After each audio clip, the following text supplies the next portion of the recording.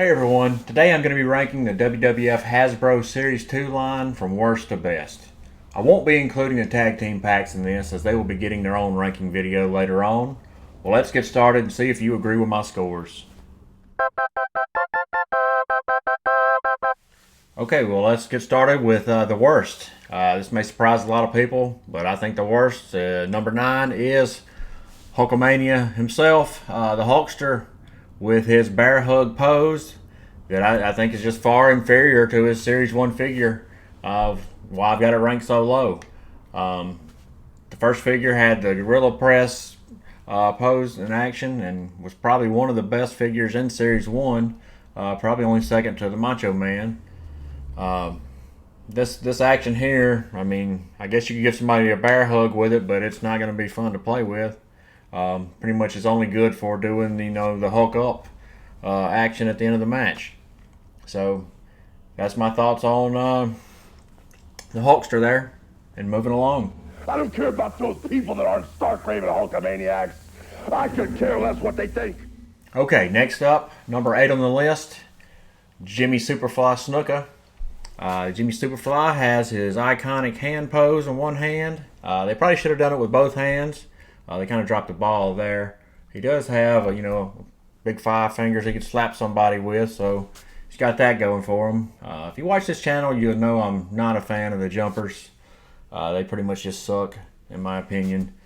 But this is one of the times when maybe a jumper's not so bad. It kind of, fits his character really well.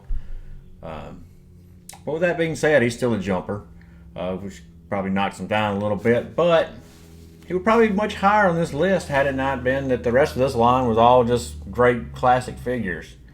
You did beat the Hulkster, brother, so you got to be happy with that. And congratulations on number 8. What you people have seen, believe me, ladies and gentlemen, you don't know how much it hurts inside here. Okay, next up, number 7, from Clinton, Mississippi, the $1 Million Man, Ted DiBiase. This is honestly a great figure. Got a great likeness to Ted. Comes with a $1 million belt. It's got a really good stomp action. Really, the only thing why this figure's at number 7 is the Series 1 figure was already in a suit. So I don't really think we needed another suit version of Ted DiBiase so soon. So, I mean, you'd much rather have him in his wrestling tights and his wrestling gear to go with the one in the suit. So you could have, a backstage Ted and an in-ring Ted. But for whatever reason, they decided just to put him in a different color suit. The figure is great, but I can't rank him any higher than that because we already had a Ted in a suit.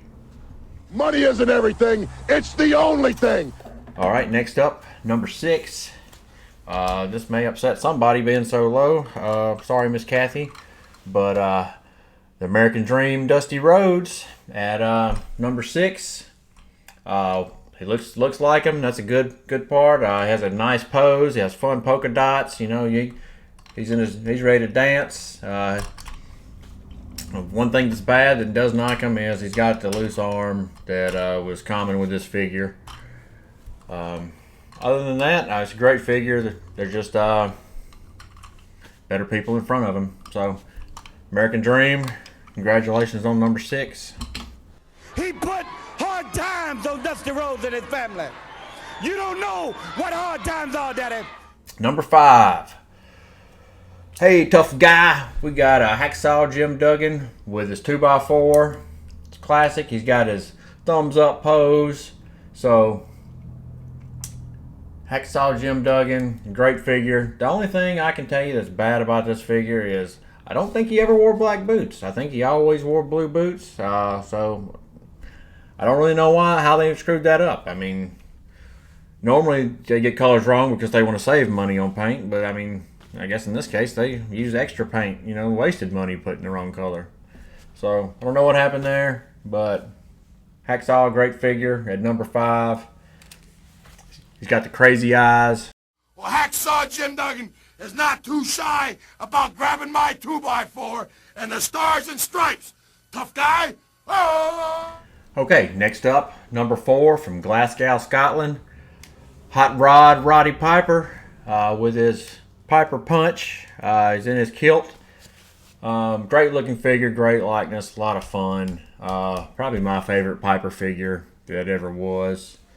The only knocks I can give this thing is the knee pads are the wrong color and kind of blend in with the skirt. They should be blue.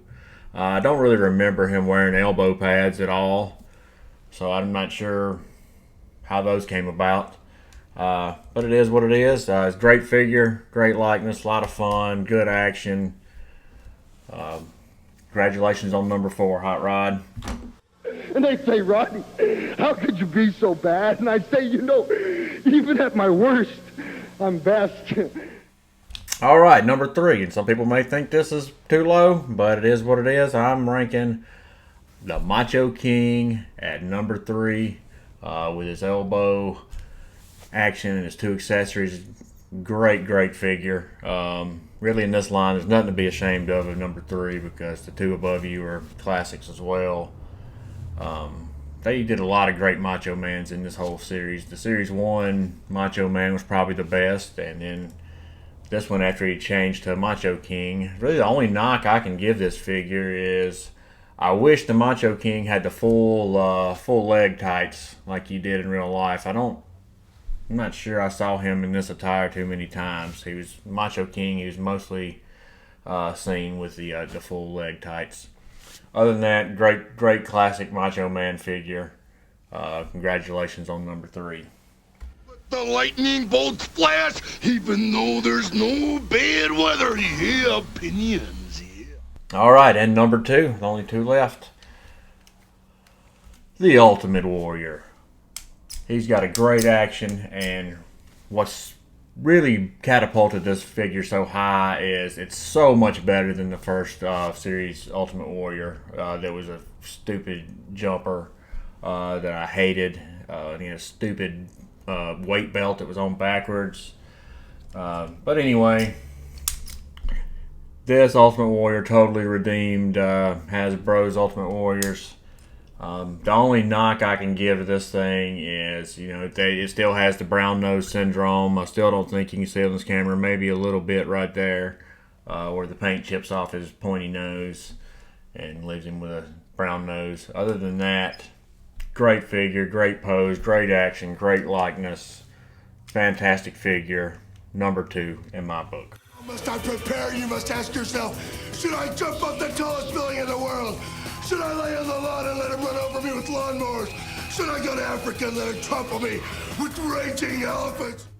And that leaves one, number 1. He's cool, he's cocky, he's bad. He's the Honky Tonk Man, the greatest Intercontinental Champion of all time. Just great likeness, cool, really cool accessory. Man, great pose, just looks exactly like him.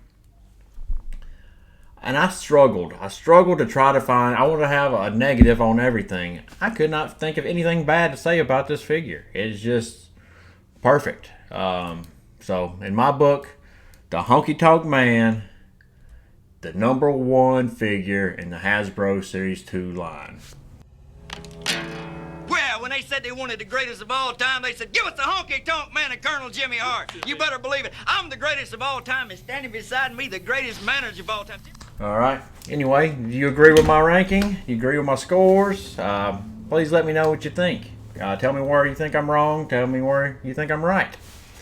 Anyway, if you enjoyed this video, please subscribe. Got any other comments, let me know. Like and share with your friends, and we'll see y'all next time.